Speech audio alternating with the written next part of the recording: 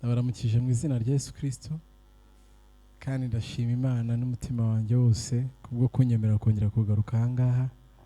Ndabishimira Imana no kubwo kuhabwa amahirwe yo kuvuga ijambo ryayo hano hantu. Yesu abaho umugisha rero, ntabwo ari njye gusubasuhuza, umuryango wanjye wose turabasuhuza. Turanashima Imana ko turinze kuva twava aha mwaka ushize niho duherukana. Njya mu gitambo cya Noheli twari turi hano. Turashima Imana rero, Imana ikomeje kuturinda kandi namwe yarabarinze. Imana ihabwe icyubahiro.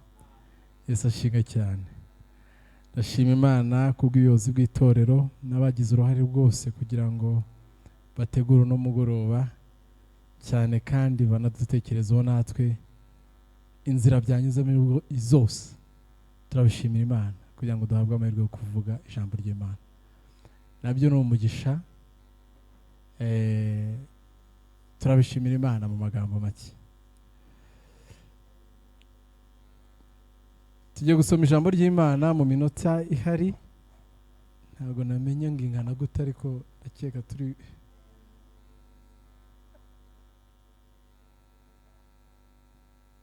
uraza kunyicira ijisho. Ego, Imana ishimwe cyane. Reka dusome ijambo ry'Imana. Ndaza gusaba umuntu uzi gusoma dufashe agumane Bibiliya. Dushobora kwifashisha imirongo myinshi, ariko byose niza kudufasha kugira ngo twumve ijambo ry'Imana. Turashima Imana kubw'uyu munsi. Numvaga turi buganire ku ijambo ryitwa kuramya nyakuri. Ijambo ryitwa kuramya nyakuri. Ushobora kuba mwarabonye uwo mutwe w'amagambo, kandi bizakomeza kubaho kuko kuramya si igikorwa cyacu twazanye mu isi, igikorwa gituruka ku Mana. Aho Imana iri rero haba n'ibikorwa byo kuramya Imana. Tubyita ibikorwa kuko hari ibikorwa bikurikira kuramya nyako kuba kwaheri mu mutima w'umuntu. Turaza gusoma igitabo cy'Abaroma igice cya 12 umurongo waho wa mbere. Sinzi niba hano hari yamfasha. Imana yamuha umugisha rwose. Umuntu ushobora kuba afite Bibiliya hafi yawe kagufashe.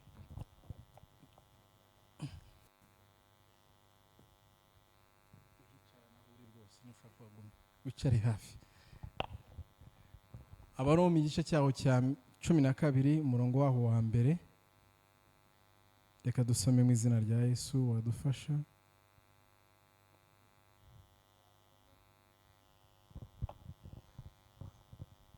Igice cya 2 12 umurongo waho wa mbere. Abaroma igice cya 12 murambabarira umurongo wa mbere. Umutwe w'amagambo uragira uti imirimo ikwiriye imibereho ya Gikristo. Nuko bene data ndabinginga kubw'imbabazi z'Imana ngo mutange imibiri yanyu ibitambo bizima byera bishimwa n'Imana, ariko kwikorera kwanyu gukwiriye. Reka tujye no ku wa kabiri tuhavire rimwe umurongo waho wa kabiri. Ku wa kabiri haragira ati kandi ntimwishushanye n'ab'iki gihe, ahubwo muhinduke rwose mugize imitima mishya kugira ngo mumenye neza iby'Imana ishaka, ari byo byiza bishimwa kandi bitunganye rwose. Haleluya. Imana igumugisha. Mu mbabare ndaza gukoresha nanone Bibiliya y'ijambo ry'Imana. Harimo amagambo ivugana nayo yadufasha gusobanukirwa iki cyanditswe. Haravuze ngo umurongo waho wa mbere igice cya 12 umurongo waho wa mbere n'uwa kabiri. Haravuze ngo bavandimwe, kubera ko Imana yabahaye imbabazi, ndabihanangiriza ngo mwitange maze mubi ibitambo bizima byeguriwe Imana biyishimisha. Uko niko kwikorera kubakwiriye. Umurongo wa kabiri kavuga ngo ntimugakurikize imibereho y'ab'iki gihe, ahubwo mureke Imana ivugurura ibitekerezo byanyu mube muhindutse rwose. Ivugurura ibitekerezo byanyu mube muhindutse rwose, nibwo muzashobora kumenya neza ibyo Imana ishaka, kugira ngo muhitemo ibyiza biyishimishije kandi bitunganye rwose. Yesu ashimwe cyane. Amen. Hari ijambo bavuze ngo muri iri jambo Bibiliya ijambo ry'Imana. Reka nsubiremo nanone ngo bavandimwe, kubera ko Imana yabahaye imbabazi ndabihanangiriza ngo mwitange. Ijambo mwitange cyangwa se mutange imibiri yanyu nk'uko ijambo ry'Bibiliya yera bivuze ngo maze mubi ibitambo bizima byeguriwe Imana biyishimisha. uko niko kuyikorera. Ijambo kuyikorera bavatanga ubusobanuro bwayo bakavuga ngo cyangwa se kuyisenga. Bibiliya z'icyongereza zo zivuga kuramya, worship. Rero kuyikorera, kuyisenga, kuramya, mureke tubishyire mu gatebo kamwe, bihure no kuramya Imana by'ukuri. Yesu ashimwe cyane. Amen. Niko kuyikorera nyako cyangwa se kuyisenga cyangwa se kuyiramya. Yego. Dusomera ijambo rero nakuyemo ibice byinshi. Kuramya nyako, iri jambo murongo waho wa mbere gusa utangira uvuga ngo bavandimwe kubera ko Imana yabahaye imbabazi. Niyo mpamvu nakunze ijambo ry'Imana. Mu ijambo Bibiliya yeravuga ngo kubw'imbabazi z'Imana. Ushobora kumva ko n'ukuri mu izina rya Yesu ukora iki gikorwa. Kubw'imbabazi z'Imana akora iki? Ariko Bibiliya yera iravuga ngo kuko Imana yabahaye imbabazi, noneho mukurikire iki ngiki, mutange imibiri yanyu. Kuramya Imana ndishobora kuramya Imana by'ukuri, kuyikorera by'ukuri, kuyisenga by'ukuri, tutabanje kumenya impamvu. Habanza impamvu. Igihe cyose impamvu idafatika n'ibindi bikorwa bigira intege nkeya. Yesu ashimwe cyane. Kubera iki? Arababwira Paulo, yari iki gice n'igitabo cy'Abaroma hafi ya cyose gisobanura ubuntu bw'Imana, imbabazi z'Imana. Imana yagiriye abantu batabikwiriye. Cyane igice cya 11 nacyo cyabivugagaho, ariko kikavuga n'Abayahudi cyangwa se Abayuda aho batandukaniriye n'abanyamahanga bandi. Aba ngo mwatewe nk'ingurukira, agahe gataba Abayuda batumviye Imana byatumye ugakiza kabageraho. Byose byari bishingiye ku buntu bw'Imana. Niba ngo turamya Imana kubera ko hari impamvu ibidutera. Iyo mpamvu rero ni imbabazi z'Imana. Yesu ashimwe cyane. Amen. Buri yuzi imbabazi z'Imana ntago bigusaba ko habaho programme yo kuramya Imana. Nibisaba ko byandikwa. Ntabwo bisaba ko bitangazwa. Itorero ryabiha umunsi, ariko we ntibigusaba umunsi runaka, kuko n'ubuzima bwacu bwa buri munsi. Yesu ashimwe cyane rero. Rero urufatiro rwa mbere ni ukumenya ni impamvu kindamya Imana, ni iyihe mpamvu? Kuko hari imbabazi z'Imana. Haleluya. Reka dusome nanone Yohana 3:16, ni ijambo twese tuzi.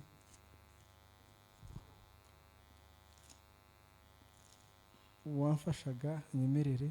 Yohana 3:16 umurongo wa 16.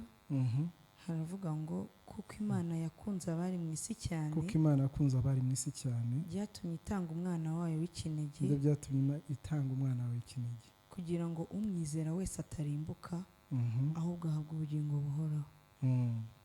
Noneho tugiye gusoma Abefeso igice cyaho cya 2, umurongo waho wa mbere.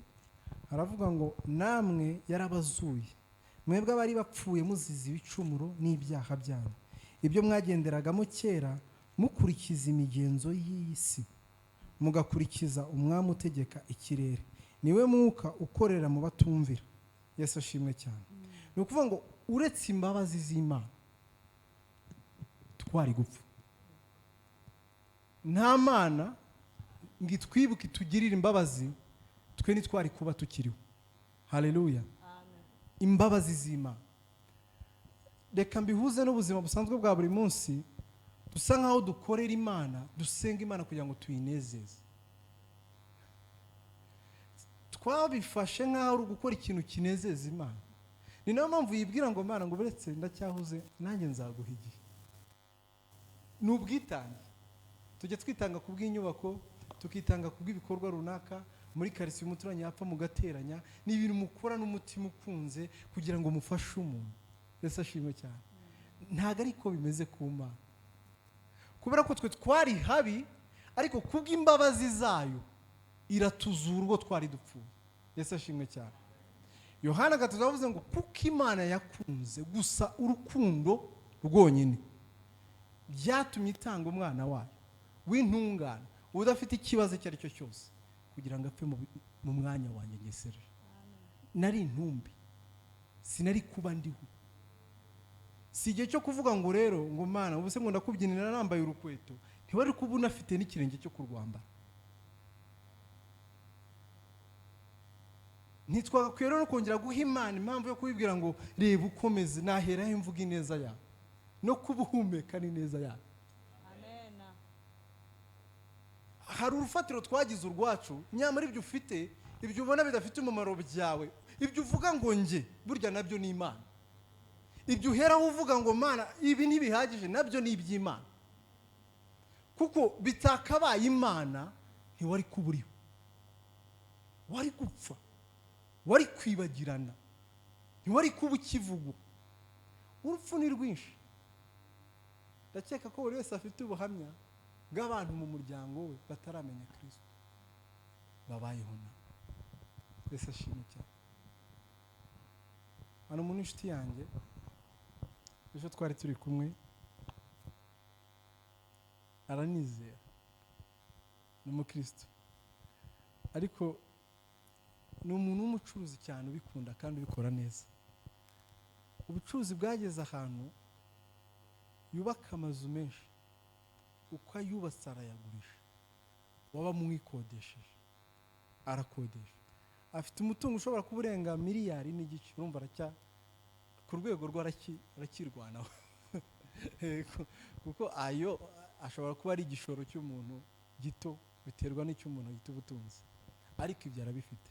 Icyo nari muvugiye ni iki ngiki, yarangije inzu nziza niyo twari turimo turi gukoramo inama, gukora ibyo twari duhuriyeho. Turangiza ambwira ko ari kubaka indi. Ndamubwira ati noneho iyo uzayibamo rwose. Ati ye? Ati naba muri miliyoni 53 nkazarya nte? Iyo ni inzu igera muri 4 amaze kugurisha, n'indi mitungo n'ubutaka bwinshi. Yaratunze kugeraho ubutunzi bumubera bose, bushobora kumuraza hanze ariko akabugwiza. Wa undi wubaka ibyiza ariho bata amafaranga ntayahomba, akarara mu muferege kugira ngo bajye bamwishyura, n'ubundi ntuyatwara. Sinenze ibyo, biterwa n'imikorere y'abantu n'intumbero abantu bihaye. Ariko ibi mvuga murabizi neza ko hari umuntu ushobora kugaragara nk'atunze ariko umutima we nta kintu, ababaye. Ari umuntu ugaragara ko atanga ubuzima mu bandi ariko ibikorwa akora yica ubuzima bwe. Dufite abaganga beza bavura neza, umunsi atakoze abarwayi ntibazaho, ariko twabyongeraho ofu yagize ari mu biyobyabwenge kandi azi ko ari bibi. Si bahari. Arakubwira ngo wirinde itabi, ni umuganga mwiza w'indwara zo mu nda, ariko afite itabi ryamunaniye. Ni urugero. Nidutekereze ko gupfa rero ari ugukena. Iyi ni asipe ntoya y'inyuma. Ubukene nyabwo ni ugukena Imana mu mutima w'umuntu. Ni ugupfa imbere ukabaho udafite intumbero y'ubuzima. Apana iyo wihaye, apana iy'umwaka n'iy'igihugu, apana iy'itorero, ahubwo wavukiye iki, Imana irakwifuzamo iki, ugatakaza uwo murongo. Hari abandi baba mu bintu byose, bateranye yagiye aho bahuye, aho imodoka igonze arahagarara, abarwanya arahagarara, ahabaye imitingi arajyamo, ahabaye ubukwe arajyamo, ahabaye akabyiniro arajyamo, veya arajyamo, kubera ko afite vide mu mutima we, byibura yiyumva ari umuntu ari mu bantu. Simubaza aba bantu, icyo cyuho kibaho. Bantu b'Imana, gukena Imana nicyo kintu gikomeye cyane. Twabyumva twashima Imana. Twose dutekereza ejo ukuntu umuntu uri vulnerable na duke yarakoreye atunywera twatuyoga sinzi ukuntu twitwa, agasinzira mu murima mu rutoki, imvura ikamuhitiraho, agasinzira bukagira mu gitondo neza, ibitotsi akabibona pe, nta mubu, nta gisimba, nta njangwe imuca hejuru, nta byumva. Undi uri mu muturirwa muremure akabura ibitotsi, abona agiye gukena kuko yungutse make. Ubwo butunzi bumaze icyo udafite Kristo. Rero nituvuga ngo twari dupfuye, tureke rusororo, twumva urupfu rundi rubi. Hari urupfu rubi. Ibyo tubyibutse, tukibuka amahoro Kristo yaduhaye, bidutera gushima Imana. Ibyo byonyine byadutera kuramya Imana. Kuramya Imana. Haleluya.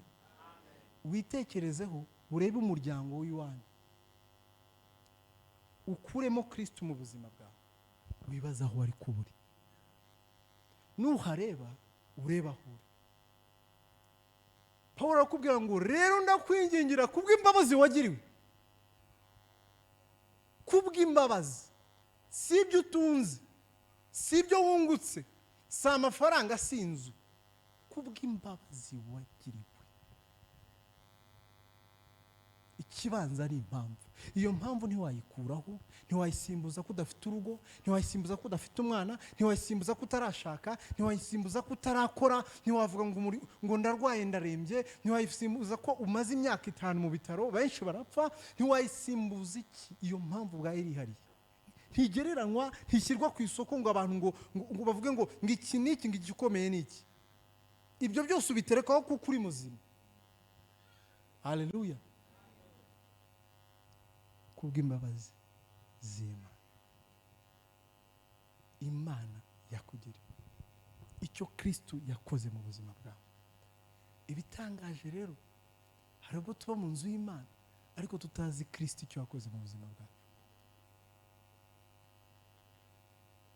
Imuzi Yesu igihe umugore umwe yagambiriraga akavuga ati nimukoraho ndakira, yarindukira avuga ngo ninde unkozeho. Petero aramubwira ati ye, ugukozeho? Abantu bose barakubyiga, reba umuvundo uko umeze, ninde ugukozeho? Kubera ko Yesu afite abantu bamubyiga, ariko hari abamukoraho basobanukirwa uwo ari we mu buzima bwawe. Mbere turi mu muvundo tubyiga Kristo, harimo abantu babyiga Kristo ko batazi Kristo icyo akora. Niyo mpamvu iyo bajya kuvuga ngo shima Imana, ashobora kuzavuga ngo ariko ushima Imana ngo yagukoreye iki, ahubwo se icyo atakoze ni iki. Kuko bazi ko gukora Kristo ari inzu, Kristo ni imodoka, Kristo ni ugutsinda mu ishuri, Kristo ni akazi keza. Oya, bimeze gutyo Kristo twamugereranya n'abandi benshi, icyo gihe yaba ari umuntu usanzwe. Kristo arenze ibyo, yaduhuje n'Imana. Haleluya. Yaduhinduye abana b'Imana, muri we niho twaboneye ubugingo. Nicyo cyari igitambo kizima gishobora kudukuraho icyaha cyose. Ubu turimiwe kubera Kristo. Haleluya. Nge bambwiraga ukuntu navuze ku myaka 4, murumuna wanjye unkurikira yantanze kuvuga. Naradidimangaga ku myaka 4, 5 kuvuga, navugaga uburimi. Nubwo ijya ari ikimenyetso kigaragara gisanzwe, nagira ubuntu bwo kuvuga kandi nkaba mvuga ibyiza, kuko mvuga Kristo. Ngiye kumubaza ngo kuki utampaye kubivugira muri stade, cy'ingenzi ni uko mvuga. Haleluya. Kandi akanwa kanjye kavamo iby'umumaro, iryo ni ishimwe ryatuma ashima Imana. Haleluya. Yesu ashimwe cyane. Rero hari impamvu. Mbere yo kuramya Imana, shaka impamvu, kandi impamvu igomba kuba ari nzima. Impamvu yatuma uramya Imana ni Kristo wenyine. Kuko iyo tuvuga Kristo ntabwo tumutandukanyije n'Imana, nawe ni Imana. Ariko tuvuga Kristo tuvuga imbabazi z'Imana, kuko imbabazi z'Imana zose tuzibonera mu mwana wayo ari we Kristo Yesu. Haleluya. Abafilipi ngira ngo 4 hamanuka bakavuga ukuntu yari umwami, yari umuntu ukomeye, ngo ariko ngo ntiyashimye guhorana n'Imana, ngo yaramanutse aza mu isi, ngo yambika kamero k'umuntu, ngo ariko arenga umuntu, ngo yambika kamero k'umugaragu w'imbata. Birarenga ngo ntiyatinya no gupfa urupfu rubi rw'umusaraba. Yesu ashimwe cyane. Ibyo byose byabaye ku bwanjye nawe. Haleluya. Yesu ashimwe cyane. Hari impamvu yo kuvuga Imana no kwishima, nicyo Kristo yakoze mu buzima bwacu, imbabazi zayo. Rero iyo twibuka imbabazi zayo, ntabwo tuzibukira mu materaniro, ni ubuzima bwacu bwose. Yesu ashimwe cyane. Yabaye igitambo kizima. Hari ikintu umaze kubona, ntacyo Kristo azakwaka ataguhaye, nta mutwaro azakwikoreza ataguhaye, cyangwa se udashobora kwikorera. Yesu ashimwe cyane. Pawulo arakomeza rero, nicyo ngiye kuvuga ngo nuko rero mu Baroma sinzi niba wakongera ukansomera cyangwa se nanjye kuhagera.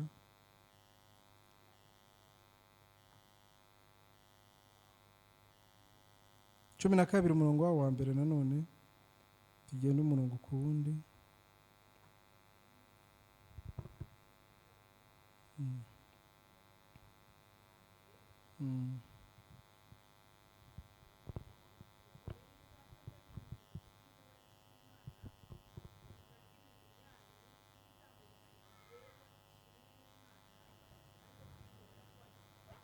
Yego, tugasoma muri ya Bibiliya yacu nanone ijambo ry'Imana, ho baravuga ngo bavandimwe kubera ko Imana yabahaye imbabazi ndabingingira ngo mwitange maze mube ibitambo bizima byeguriwe Imana biyishima, uko niko kuyikorera kubakwiriye.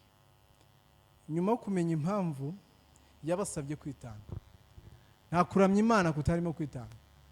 Yesu ashimwe cyane. Kwitanga kuramya ni ugutanga. Yesu ashimwe cyane. Kuramya ni ukwiyegurira Imana. Haleluya. Bitandukanye nuko tubitekereza, bitandukanye na melodi nziza, bitandukanye n'ukuntu twarimbye mu majwi yacu nuko twitoje, byose ni byiza, ariko na gace gato. Ubundi kuramya baze ngo ndabasaba none ngo mutange, kuko mukwiye gutanga. Nyuma yuko mumenye imbabazi z'Imana, ndabingingira kugira ngo mwitange rwose mubi bitambo.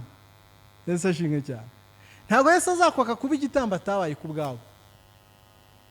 Witekeza kumuha byinshi ariko ngo Yesu nawe urasaba byinshi cyane, ntaho wari wagera. Yatanze byinshi kukurusha. Yesu ashimwe cyane.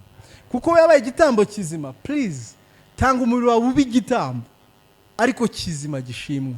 Kuko hari ibitambo, hari ukwitanga ariko ntube igitambo, hari ukuba igitambo ariko ntube kizima gishimwa n'Imana. Haleluya. Ubundi igitambo cyose cyitwaga igitambo iyo cyabaga kigeze imbere y'umutambyi, kandi cyabiragaho kwicwa. Cyamara kwicwa kikaba igitambo cyemewe. Ni ukuvuga ngo niba Kristo yarapfuye mu buzima bwacu, yarapfuye kugira ngo ubuzima bwacu bubeho, yadusabye kugira ngo natwe dupfe muri kamere yacu n'imitekerereze yacu tubwo ashaka. Haleluya. Ni uruhurirane turiho ku bwa Kristo. Kristo yapfuye ku bwacu. Ni ukuvuga ngo nari gupfa nge Serge, Kristo arazanyigizayo arambwira ngo reka mpfe ku bwawe. Amaze gupfa nge ndiho, ariko noneho umwuka uragarutse urambwira ngo nawe gerayo ubeho ku bwanjye. Umubiri wanjye nawe utanze kugira ngo wawe ukire, reka umwuka wanjye uture muri we kandi ukuyobore. Yesu ashimwe cyane. Cya gitambo cyapfuye kiba kizima gute? Cyitwa kizima iyo umwuka w'Imana kirimo kandi akiyobora. Kuko hapfa umubiri. Nge Serge ndemera nkiyegurira Imana, noneho umwuka w'Imana ukaba muzima muri ngewe, ukaba ari uyobora ubuzima bwanjye. Yesu ashimwe cyane. Dukwiye rero gupfa ariko kwikorera kuzima, ariko kuyisenga kuzima, ariko kwiramya kuzima. Ntago ari indirimbo, ntago ari biterane, si inshuro nyinshi duhura mu nzu y'Imana, byose ni ibyiyongera ku gupfa. Yesu ashimwe cyane. Haleluya. Niyo mpamvu abikora nicyo ni Antiokia, njyango ni ubutumwa bwa mbere bwatangiye kuvugira hose bwaravuzwe, ariko abantu batangiye kubona abandi ntibabe bakibabonamo abanyegalilaya, ntibabona aho baturuka i Macedonia, ntibabona ahandi baturuka, bakavuga ngo bariya abantu ni abakristo. Kuko ntabwo wari ukimureba ngo umuhuze na karandezi wabo. Ntabwo bagenda nk'abayahudi uko bagendaga, ntabwo bari bameze nk'abagira icyo uko bitwaraga, ahubwo bagezeho batakiribo. Petero bari bazi, Yohana n'abagenzi babo bavugiye mu ikoraniro ry'abahanga mu by'amategeko n'amateka ya Isiraheli, aribo Basadukayo, Abafarisayo ndetse n'abatambyi bakuru, ngo bavugira muri kongera aho hagati aho bari baravuga ngo ubu bwenge bw'abantu bwavuye. Ariko baza kwibuka isano bagiranye na Kristo nuko bagendanye nawe. Yesu ashimwe cyane. Habaye impinduka igihe cyose bayimeraga Kristo, Yesu yahinduraga ubuzima bwabo. Kuriya niko kuramya Imana. Naho ubuzima bwawe buba butakiri ubwawe, umubiri wawe upfa, umwuka w'Imana ukaba muzima muri wowe, ukaba ari ubuzima bwawe. Yesu ashimwe cyane. Haleluya. Rero gupfa nabyo sakanya gato, ni procedure.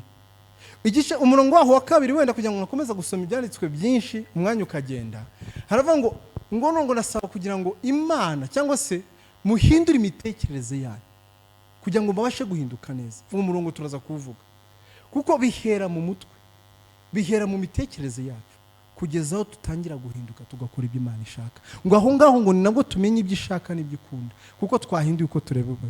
Yesu ashimwe cyane. Mu by'ukuri rero gupfa si uyu mubiri kuko ntuzapfa, ariko mfa ibitekerezo, fuko ndeba nuko nibwira ibintu, hatangira kwemera Kristo akicara ku ntebe y'ubuzima bwanjye. Yesu ashimwe cyane. Kuko ubuyobozi bw'ubuzima bwanjye buba mu mutwe.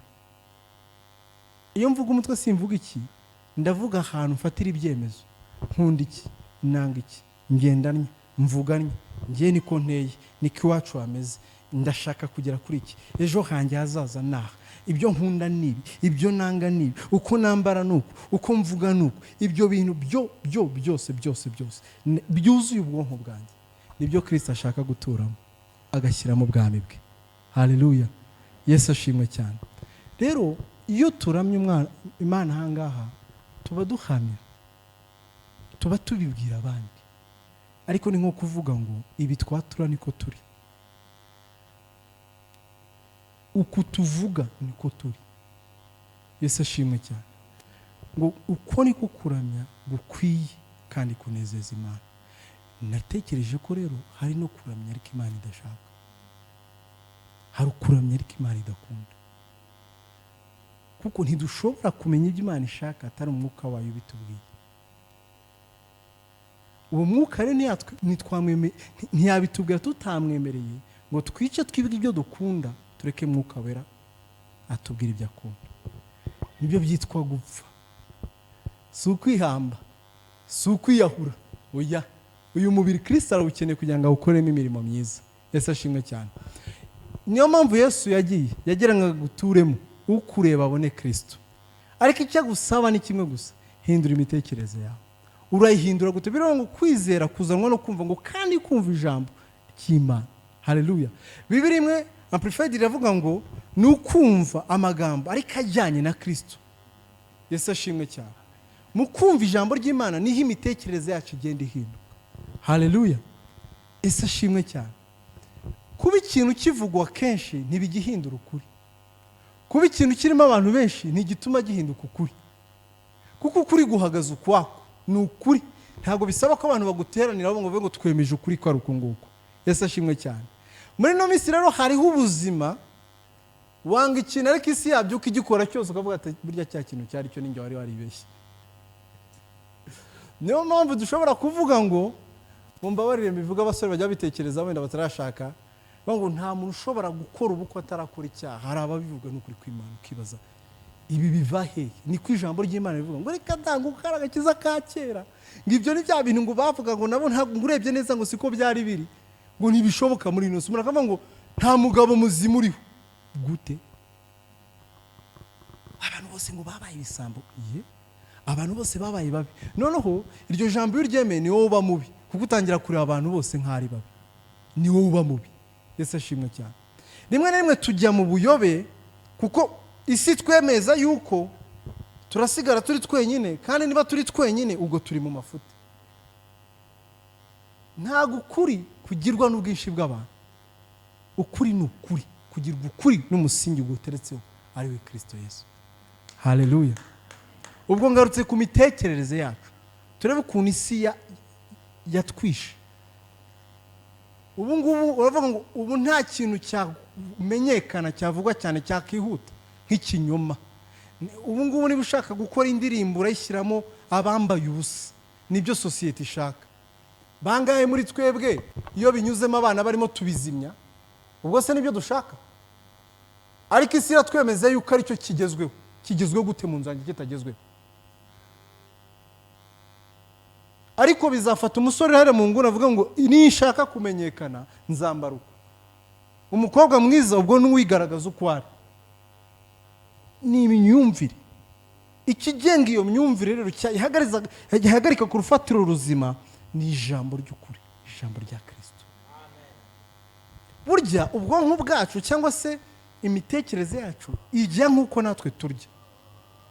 Uyu mubiri wacu tuwurebereho, maze iminsi 3 ntorya, niyo naba niyirije ntago naba nikaraga gutya. hari uwabishobora kuko afite imbaraga, ariko njye ntabwo nawe mfite izi mbaraga, kubera ko iyo ntariye hari ikigabanyuka muri njyewe, kabone nubwo imyaka ishize yose ntigeze si ibi biryo. Nta wavuga ngo nariye muri 22 ndumva narujuje randevu y'isahane ni mu kwa gatanu, ntawe uhari muri twe.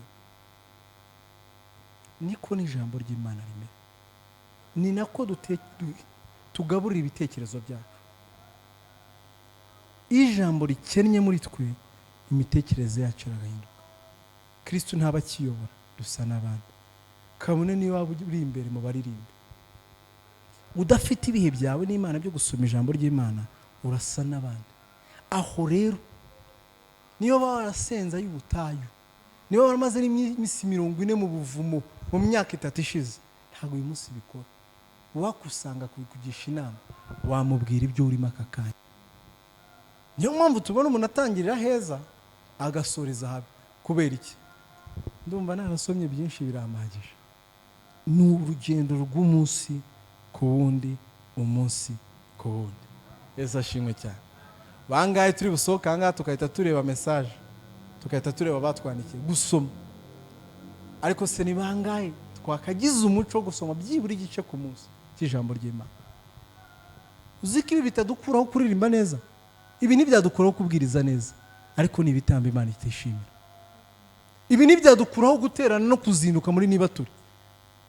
Ni ukuri kudasoma ijambo ntabwo byatubuza kuyobora neza abandi. Leadership ni impano isanzwe.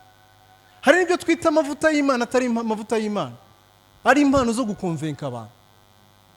Kandi burya n'amavuta ashobora kuza kubw'impuhwe zuri Imana imufitiye, ariko atari komeza.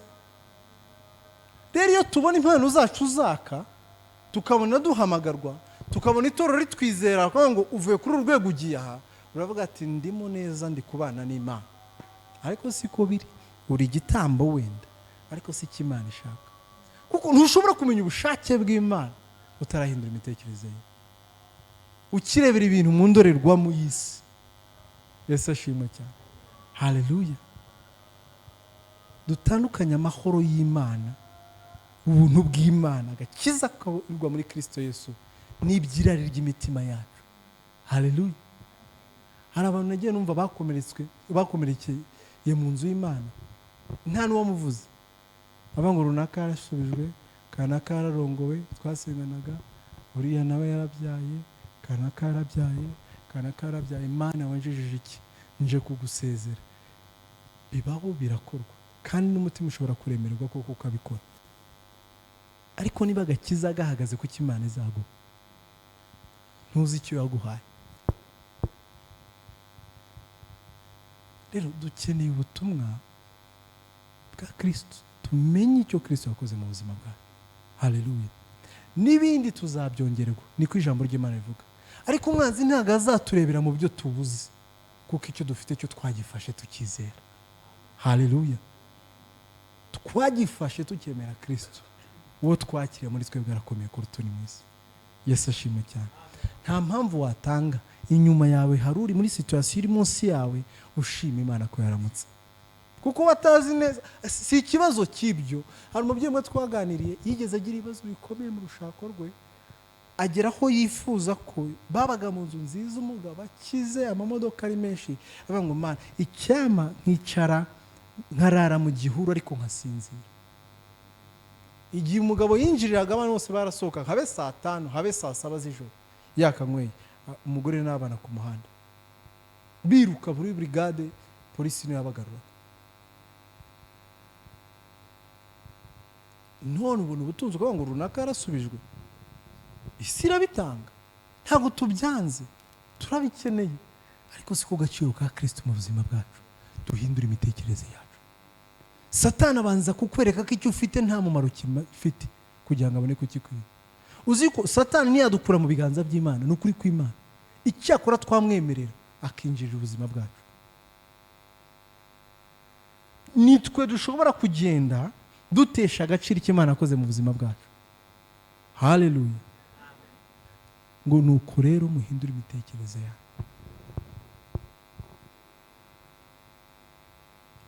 None duhindura imitekerereze yacu, indirimbo ntizizaba aha ngaha gusa, ntuzaza uvuga ngo sinagize ibihe byiza kuko bataririmbye neza, aho uba ugifite ikibazo. Kuramya kuba mu mutima wawe, kuko gushingira mu kwiha Imana ngo Mana icyo wankoreye nguhaye ubuzima bwanjye. Naho wananirwa uyu munsi, ariko n'umwitozo uhora umunsi ku wundi, ngo Mana yobora intambwe zanjye, Mana nyereka icyo ngomba kuba, Mana nyereka aho ngomba gukandagira. Bana b'Imana, reka mabwize ukuri, Yesu ntiyabeshyaga avuga ngo mushake ubwami bw'Imana no gukiranuka, ibindi bizabakurikira. Kuko intangiriro y'umuntu n'inkomoko y'umuntu ntago yabanje kuremira ishyamba. Ntago Imana yamuremye ngo maze imukurikize isuka imwe ngo ngaho ri murebe uko wibeshaho. Yamuremeye Edeni, ubundi muterekamo kugira ngo asabane nayo. Ariko umuntu akoze icyaha nibwo yatangiye kubona ko umumaro ari ibintu, atangira kuba imbata y'ibintu. Ntitwaremewe kuba imbata y'ibintu. Gukora biri muri ADN yacu, ariko ntago twagombaga gukora kugira ngo tube. Ahubwo tugomba gukora kugira ngo dusoze umugambi w'Imana, kuko turi abatware bo kure bagenga isi banayirema. Ariko ubuzima bwacu ntitubuhindura imbata y'ibintu ngo wabaho gute, shakisha ibyo ni byiza, turashakisha, ariko kubaho turagufite kuko dufite Kristo. Habanza kubaho. Byarantangaje, umuntu avuka ari umugabo, azaba umugabo, umuntu akavuka afite ubushobozi bwo kubyara, ariko ngo ubu uzaba umugore. Umuntu akiruka rwana n'ubuzima bwo kuba umugabo. Definisiyo y'ubugabo yabaye ikindi kintu. Urumva Satani habera mubi? No, ndi umugabo, ahubwo nitwara nk'abagabo. Uri umugore, witwara nk'abagore. Ariko nabanza akakwaka uriwe, akavuga ngo byirukeho, ngo kandi kugira ngo ugere kuri uriya ni wa wundi Imana yaguhaye, ngo nuko ugomba kugira iki. Uzandika uvuga ati shano kuri mbonye ndimbwa koko, ni wiyita imbwa uzabaye.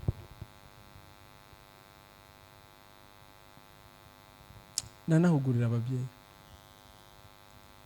kubwira umwana ngo ubone utazaba imbwa no kuba uyimubonamo. Icyo umubonamo ni cy'abacyo. Bibiliya iravuga ngo nagusanze wigaragara mu ivata, sinakubwiye ngo pfa, nakubwiye ngo baho. Vuga situation itandukanye n'ibyo ubona, vuga icyo Imana ivuga ku kintu, niko guhindura imitekerereze.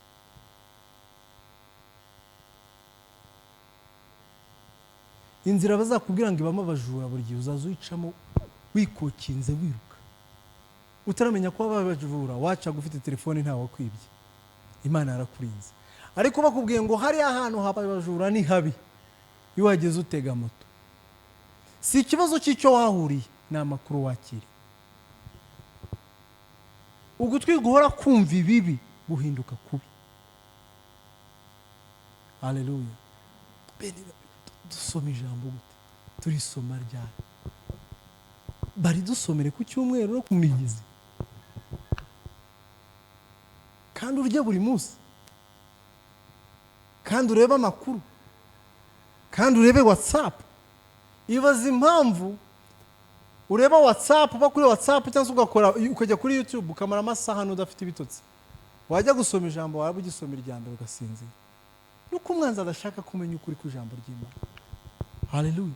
Bava ngo uri kumukina avuge ngo ndakiza, impumyi ivuge ngo ndareba. Kuko byose bitangirira mu by'ubu no mu byo wato. Haleluya. Twahawe ububasha. Ububasha ntitwabuhawe mu butunzi bwo mu butaka, si ibiti, si amashyamba, nibiva muri twebwe. Haleluya. Rero kuramya kudafite imihindukire no kuramya ariko Imana idakunda. Yesu ashimwe cyane. Kwitanga, gupfa si uyu mubiri ndi gusamarizinga, ni imitekerereze ko tubona ibintu. Yesu ashimwe cyane. Impamvu benshi badahinduka si uko tutaba twabwirije neza mu rusengero, si uko tutaba twakoze porogaramu zacu neza, ariko hano haza abakijijwe, abakadukurikiye hariya duhuje imitekerereze nabo.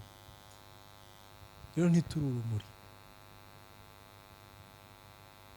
Aho tuba hirya niho tubaho nk'abandi, nibo batumentaringa. Urava mu rusengero rw'Imana ngaha uze kuganira n'umuntu ukuntu watsindira isoko, akubwiye ngo inzira nizi banyereza runaka bamuhakariye abagira iki, uwo azaza guterana nawe keretse aje muri diri ntacyo umurusha. ariko nyamara niduhagarara muri iri jambo bizatangira abantu batwanga batabyumva, ariko nyuma y'igihe rizazana ubuzima. hari akantu narebye umuntu avuga akantu ndagakunda, aravuga ngo ubutumwa bwa Yesu Kristo ngo ni nk'intare, ukuri ni nk'intare, wowe gushyira hanze kukirwanirira. ntukeneye kugusiga vaseline, ntukeneye kureshya abantu ngo babwire ngo ni muze ngo nukuri ngo Yesu azakora n'ibi ngibi muze. numubwira Kristo, we Kristo muzima azirwanira mu mutima. Petero ngo abagabo bamaze kumva umwuka wari umaze kumanuka ku munsi wa Pentekote, ngo bavuze mu ndimi, ngo bavuga ibyarabu, bavuga indimi zose z'abantu bari bateraniye aho ngaho. ngo bamare kuzivuga abantu bavuga ngo mwasinze. araguka aravuga ati ntabwo twasinze, iyi ni 3:00 y'amanywa, ntabwo twasinze. ahubwo atangira avuga Kristo, avuga ngo wa wundi bene wacu cyangwa se babatambye cyangwa se babandi, wa wundi mwarebye bishe, uyu munsi niwe ukoze ibi ngibi. avuga amateka ya Kristo, yavuze Kristo gusa. musome icyo gice, avuga byanditswe uko byamuvuzeho, avuga ubuhanuzi uko bwamuvuzeho, avuga urupfu rwe, avuga ukuntu yatanzwe na bene wabo, avuga ukuntu yazutse, avuga imbaraga zimuzuye. ngo 5,000 byari birango biramubaza ngo noneho dukora iki, kuko bari bumvishe ikintu gitandukanye n'isoko bari bavuyemo. uzi ko abagabo benshi bari babwiwe ibyo ngibyo bahuriraga i Yerusalemu baje kumva ubutumwa bwiza mu rusengero rw'Imana. wari umuhango. urusengero rwera rw'i Yerusalemu rwo rusengero rusurwa n'ibihugu byose, ntabwo ari ibyo uyu munsi. ariko ngo bakimara muri iyo minsi aho ngaho bumvishe ibintu batigeze bumva, ngo bibacumita mu mitima bavuga ngo dukora iki. arababwira ngo mwihane. haleluya, Yesu ashimwe cyane. Kristo nuhagarara nawe ukamuvuga uko ari, ukabaho uko ashaka, bifata iminsi, bifata 2, bifata 3 azirwanirira. ariko ntajya arwana urugamba rurimo amarangamutima yawe. nushaka kubitwara uko ubyumva bizagwa. hagarara hariya. bivuga ngo uwanga ubuzima bwe azabubona, ngo ariko ubukunda akabugundira azabubura. Yesu ashimwe cyane. niba ari akazi, gukiranuka niba bishobora gutanga igitambo cy'akazi, kirekwe ni kaburi, kuko n'ubundi wapfuka rimwe. uko niko kuramya nyako. niyo warazya igitabo cy'indirimbo ku gutwi, niyo wakisegura ijambo ry'Imana, niyo waba mu masengesho udakora iby'ijambo, so kuramya. niyo twakora indirimbo nziza tutabibamo, so kuramya. niyo mpamvu dusigaye tubona gospel music cyangwa se indirimbo z'Imana zisigaye zicurangwa no mu kabari, ukabona umuntu akubita icupa rye ararinywa yumva indirimbo sinshaka kuvuga iyo ariyo, ariko zose barazivuga, ntagira nkomeretsa, yataga kubita inguma umugore akamukura amenyo. Kristo yumvishe n'ubundi ni igipindi n'information, kuko tuvuga ubuzima tutabaho. Yesu yaduhamagariye gutanga ubuzima, ntiyatubwiye kuvuga amakuru gusa. yabaga ngo muzaba abagabo guhamya. ijambo guhamya nuko wabaye mu bintu. hirya rero y'ibyo hari ahandi bamamazaga inkuru batanamuzi, harimo n'abahungu waba umubyeyi, abadayimoni basimbukiye bakamucaho. igitondo kimwe baramaze igihe bakora, ariko igitondo kimwe Satani abambura ubusa bazenguruka. uyu munsi hari abantu bambaye ubusa duhora tubona ku mbuga nkoranyambaga basubiranamo ngo bashwanyagurana. ni abapasiteri, bavuze Kristo batamenye, ntibamumenye, kuko iyo bamumenya ari guhindura ubuzima bwabo. ntabwo bisaba ko ntibisaba views, ntibisaba interview, ntibisaba impaka, ntibisaba kwicarana n'abandi ngo mukore deba mu cyorane mugire iki. no. Kristo arirwanirira. baho ubuzima bwe azirwanirira. Yesu ashimwe cyane. rero kuramya nyako ni ubuzima tubamo, ni umugoroba wo kuramya. muri make tuvuge ngo ni umugoroba wo guterana tugafashiriza hamwe kuririmbira Imana, ariko kuramya n'ubuzima tubaye. umuririmbyi, umuvugabutumwa uhagurutse akaririmba, indirimbo nyayo iratangirira nyuma ya ruriya rugi. Niho indirimbo itangiriye nyayo yo kurama ni imibereho yacu. Kandi ntimutinye, ijambo nituryumva rizaduhindura, n'ukuri ko Imana rizaduhindura kuko rifite imbaraga. Ntibisaba kuva horoshye, ntibisaba ko so gusengera, ntibisaba ko uba warize igice, ntibisaba ko warakuriye muri école de dimanche. Habe n'ibuye ryaryumva rigahinduka kuko ijambo ry'Imana rifite imbaraga zo guhindura. Haleluya. Yesu abamugisha. Reka turamye Imana nyako. Yesu agire neza. Reka mbere ko soza umwanya pasiteri cyangwa sinzi ukurikira, ariko niba hari umuntu muri twebwe ukeneye kwakira umwami n'umukiza, reka dutekereze kuri iri jambo, kwakira Kristo ngo akubere umwami n'umukiza, akubera umwami. Ibihugu biyoborwa n'abami bitavanze ngo hasi habeho demokarasi nko mu Bwongereza, ni abaturage badesida, ariko hari ibihugu biyoborwa n'abami umwami afata itegeko. Icyo gihe umwami ahinduka umubyeyi, kandi umwami ibyo avuze biba ari ukuri. Iyo twakira Kristo rero tumwakira kugira ngo atubere umwami, tumubere abagaragu, atuyobore. Yesu ashimwe cyane. Kandi atubere n'agakiza, aba ari udukiza. Yesu ashimwe cyane. Ushobora kuba warabikoze ariko utaratekereza ko Yesu akwiye kuyobora ubuzima bwawe. Ntabwo yari arimo. Ni ukuri kuko bihera mu kwizera, ntibihera mu magambo twatuye, mu kwizera. Niba Kristo atayobora ubuzima bwawe, umusabe yicare ku ntebe ayobora ubuzima bwawe. Haleluya. Niba hari uhari, ahaguruke dufatanye gusenga. Kandi nanone ndabwira undi wese uri hano, twongere dusabe Kristo yicare ku ntebe y'ibyemezo byacu, yongera tuyobore. Ashobora kuba mu mitima yacu, nibyo, ariko adafite ijambo. Dufite Kristo, ariko ashobora guhora arira, mwana wanjye urakora iki? Mwana wanjye garuka, mwana wanjye mera gutya. Uri umukristo ni ukuri, ariko ntabwo ari uyobora ubuzima bwawe. Uri umukristo wiyobora, uri umuntu wiyobora, uyoborwa na kamere. Yesu ashimwe cyane. Nitubona ibyo, ni ukuri pe, niyo tutabona abana, isi izahinduka. Kuko umuntu wayobowe na Kristo ntibisaba ngo ntabishaka, biramuganza. Niyo mpamvu Petero yatereye amagambo ngo bari bababujije ngo ntimuvuge mu izina, musubireyo, barabakubita ariko ntimuzongere kuvuga mu izina rya Kristo. Icyo gihe bari babazanye abatambyi, barabakubita bati ntimwongere kuvuga muri iryo zina. Aravuga ati mutubwire kubaha Imana cyangwa se kubaha umuntu ni ikihe cyiza, ngo kuko tutabasha kwiyumanganya.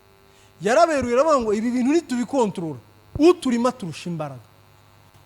Kuko aho turi ubutumwa buragenda, aho turi hari ibihinduka tutanabibonye, kuko turimo afite imbaraga. Abo bagabo batambukaga ahantu ngo ibicucu byabo bigakiza abantu, kandi dusigaye duhamagara abantu ngo baze ibitangaza babire. Oya, ntibisaba ngo ubimenye cyangwa utabimenya, kuko Kristo iyo yicaye mu buzima bwawe hari ibimuga bihaguruka. Ibimuga bya mbere ni byanze kubabarira. Hari umuntu ushobora kureba ubuzima bwawe akababarira, icyo ni kimuga.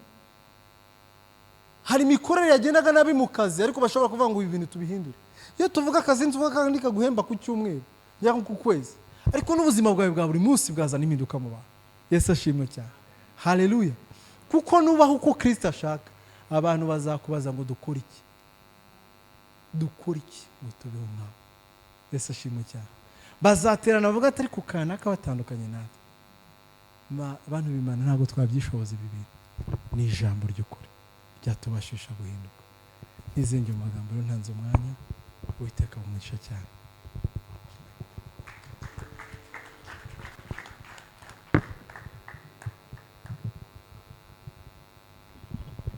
Niba hari umuntu wifuza kwakira Kristo umwami n'umukiza, yaza abashumba bakabidufashamo. Niba adahari kandi Uwiteka akomeze kubagirira neza. Turashoje, Imana yadutumye gukora twagishoje. Reka dusenge, dutange umwanya. Tuguhaye icyubahiro mwami, turagushimiye, duciye bugufi cyane turagusaba ngo tubabarire kuko twiyoboye hari ibyo twatinzemo tugira ngo ni ko kukuramya ariko twibukijwe neza ko kukuramya kwa mbere ari ukukwiha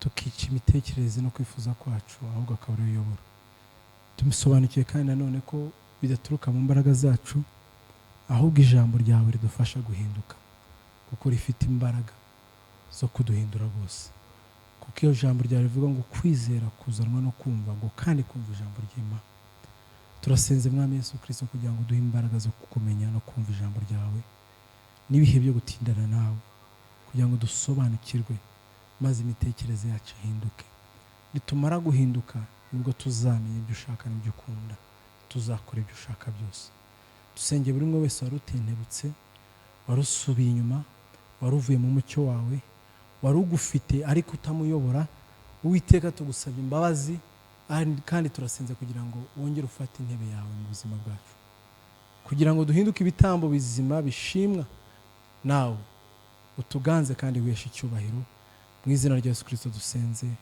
amen.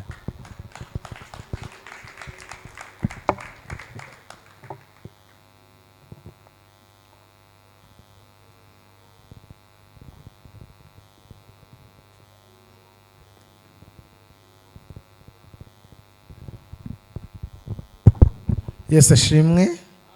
Haleluya. Munyemere twongere ijambo ry'Imana amashyi.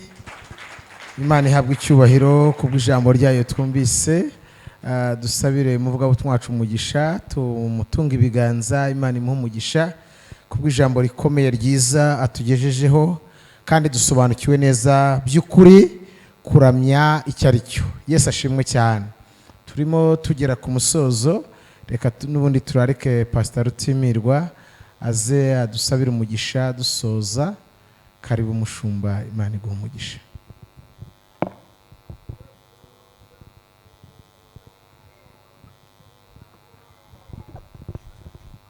Haleluya. Turashima Imana yuko Imana yabanye natwe kuri uyu munsi. Mwebwe mwese ababonye umwanya wo kuza guterana, Imana ibahe umugisha. Reka rero duhaguruke dusenga Imana. Mana turagushimiye, tuguhimbarije ubuntu n'urukundo tugirira. Dushimiye yuko watwongereye umunsi wo kubaho kandi ukaduhaye kuwusoreza mu nzu yawe. Turagushimira yuko wabanye n'aba bantu bose. Twageze imbere yawe, waganirije ubugingo bwacu, dusobanurira ikidukwiriye n'ubuzima dukwiriye kubamo, icyo wishimira kuri twe n'icyo twifuzaho. Reka icubahiro kikugarukire. Tugiye gusubira mu macumbi yacu, turasaba yuko wabana na buri wese, uduhereze kugenda nk'uko ijambo ryawe ryatubwiye, duhereze kuba muri iyi si tugutunganiye, duhereze kuba muri iyi si buri gihe dutanga imibiri yacu kugira ngo ibitambo bizima bigutunganira, ibyo nibyo bigushimisha. Ubane n'itorero ryawe kuri uyu musozi, abakuru n'abato, abakomeye n'aboroheje, abagabo n'abagore, abana n'urubyiruko. Twebwe twese uduhereze kwisuzuma no kumenya igihe turimo, dusobanukirwe yuko dufite igihe kigufi muri iyi si, ikidukwiriye ari ukugukiranukira. Turindire mu mbaraga zawe no mu buntu bwawe. Ubwo umwanzi Satani akomeje kugerageza benshi no kubavana ku byizerwa, ariko twebwe tuje imbere yawe kugira ngo ukomeze uturindire mu kuboko kwawe. Ukuboko kwawe kuturinde, imbaraga zawe arizo zikomeza kuturinda kugira ngo tubashe kuba intungane, tubashe kubaho ubuzima wishimira mu buzima bwacu bwo muri iyi si. Mana turasaba yuko watugirira neza, uduhereze kutunganira, uduhereze kutakuvaho, uduhereze guhora tuzirikana yuko muri iyi si tuyirimo ariko umunsi umwe tuzayivamo, kandi dukwiriye gutegura igihugu tuzaja kubamo tukirano ku isi. Dukiranure muri byose, tugende nk'uko bikwiriye intungane zawe, tugende nk'uko bikwiriye abana bawe, tugende nk'uko bikwiriye abo wahamagaye muri iki gihe, tugende nk'uko bikwiriye abo wifuza, tugende nk'uko bikwiriye abagaragu bawe. Komeza tugirire neza kandi ukomeze ubane natwe iminsi isigaye, komeza ubane natwe, ntituyize ariko urayizi. Komeza uturagire kandi ukomeze uduhereze imbaraga z'umwuka wera kugira ngo zihore zibana natwe muri iyi si. Ntitwashobora guhagarara ngo turwane n'uburiganya bwa Satani tudafite imbaraga z'umwuka wera, ariko turasaba yuko umwuka wawe yabana natwe.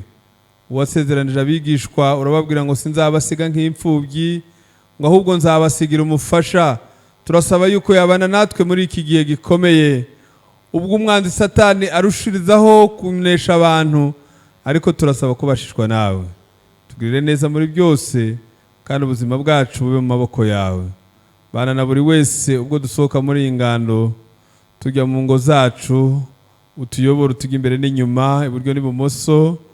Imbaraga z'umwijima zishobora gusitaza abantu turazamaganye.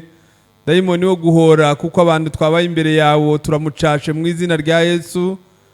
Reka amahoro yawe rero akomeza kutugira neza. Bana n'imiryango yacu, bana n'igihugu cyacu, bana n'abayobozi bo muri iki gihugu, bana natwe muri gahunda zitandukanye zo kwagura ubwami bwawe muri iyi si. Duhereze imbaraga zo kugukorera igihe cyose tukiri muri iyi si, kuko ari byo tuzaja gutungwa nabyo. Ijambo ryawe niko rivuga ngo tuvuga yuko abakiranutsi bazagubwa neza kuko bazatungwa n'imirimo yabo. Duhereze kugukorera tutaryarya, duhereze kugukorera tubyishimiye, duhereze kugukorera tugutumbiriye amaso, kugira ngo uriya munsi tuzaje kubana nawe. Ugize neza yuko uri kumwe natwe kandi natwe tukomeza kubana nawe mu izina rya Yesu umwami wacu. Amen. Mugirane amahoro y'Imana.